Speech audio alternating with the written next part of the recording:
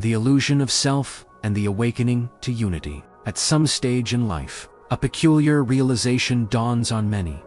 The solid sense of I they've always taken for granted begins to crack. The person they thought they were defined by thoughts, memories, roles, and desires starts to feel like a fragile construct. Achievements no longer satisfy. Relationships seem superficial, and the inner narrative of worries and plans echoes hollowly. Daily life continues, but with a nagging doubt. Who am I really beneath all this? This unraveling terrifies most. They fear madness, a midlife crisis, or existential void. They cling harder to identity's career, family, belief-seeking therapy, self-help books, or distractions to rebuild the self. Desperately, they ask, how do I fix this? How do I feel whole again? But what if this erosion of self isn't a breakdown, but an unveiling? What if the crumbling ego is clearing the way for a deeper truth? You're not losing yourself. You're outgrowing the illusion of a separate self, making space for the recognition of interconnectedness. The fabric of separation. Consider what we call self. It's a bundle of conditioned responses. The voice in your head, narrating stories of past regrets and future fears. You identify with your body, your job, your opinions as if these form an isolated island in a vast ocean. Pleasures and pains reinforce this. Success boosts the ego, failure wounds it. But this self is like a wave claiming independence from the sea. It rises, crests, and crashes, always temporary, always dependent. Ancient sages like Lao Tzu spoke of the Tao, the undivided flow of existence. The self we cherish is a mental overlay, a filter that divides the world into me and not me.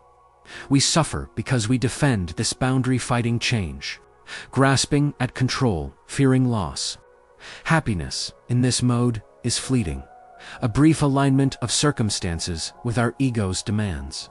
Piercing the veil, for some, the illusion thins naturally, perhaps through meditation, loss, or sheer exhaustion from striving. You glimpse moments where the self dissolves in deep flow, during creation, in awe of nature, or in selfless love. Suddenly, thoughts quiet and boundaries blur. The old self feels confining, like outgrown clothes. Activities, once driven by personal gain, lose appeal. They were props for the ego's drama. This shift feels like falling into emptiness. No more the thrill of my accomplishments or the sting of my failures. Life seems impersonal, detached. You might think, I've become numb, disconnected. But it's the opposite. You're connecting beyond the ego's narrow lens. The analogy of the river and the eddy. Imagine life as a great river, flowing eternally. The self is an eddy, a swirling pocket of water that seems separate, with its own spin and direction. You, the eddy, believe you're autonomous, battling the current to maintain your form. But stress builds. The effort tires. Then one day, the eddy relaxes, merging back into the flow. At first, it's disorienting. No more distinct shape. No more resistance. The eddy mourns its loss, yet in merging, it gains the river's vastness. Boundless, effortless, alive in every ripple. This is your awakening. The ego's dissolution isn't annihilation, it's expansion. The light of awareness floods in, revealing unity, trees, people, stars. Part of the same fabric, pain and joy persist, but they're not yours anymore. They're waves in the whole. The wariness of division. People resist this by doubling down on self-building affirmations, goals, therapies, to strengthen the ego. Like salting food that's already too salty, it amplifies the problem.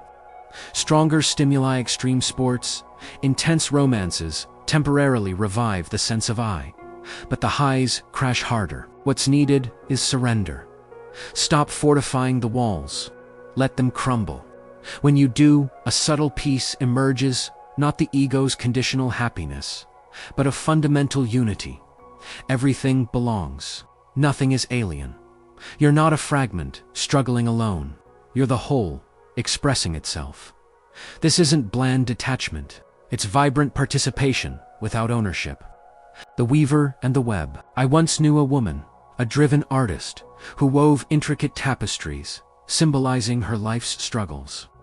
Each thread represented a memory, a triumph, a scar herself story. She poured her identity into them.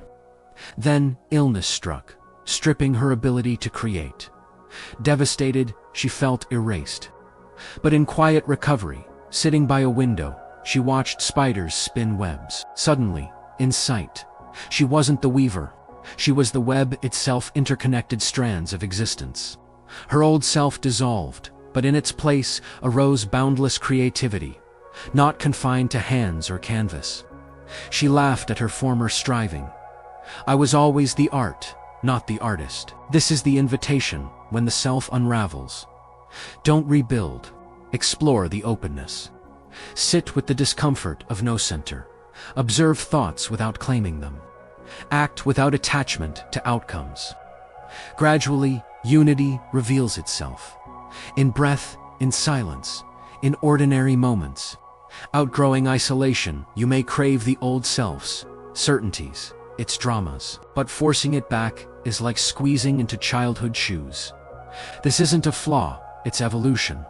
The caterpillar's cocoon mush isn't failure, it's metamorphosis into flight. Embrace the process. Live simply, eat, walk, connect, without ego's narrative. Watch the illusion without judgment.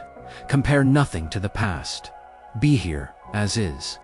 Mystics call this non-duality, no self, other divide. Not constant ecstasy, but enduring wholeness through all. You are the river, not the eddy, complete, flowing, eternal. In this seeming loss of self, discover fullness. The illusion served its purpose, now release it. Stand in unity. You've always been it, veiled by stories. Now the veil lifts, not an end, but true beginning.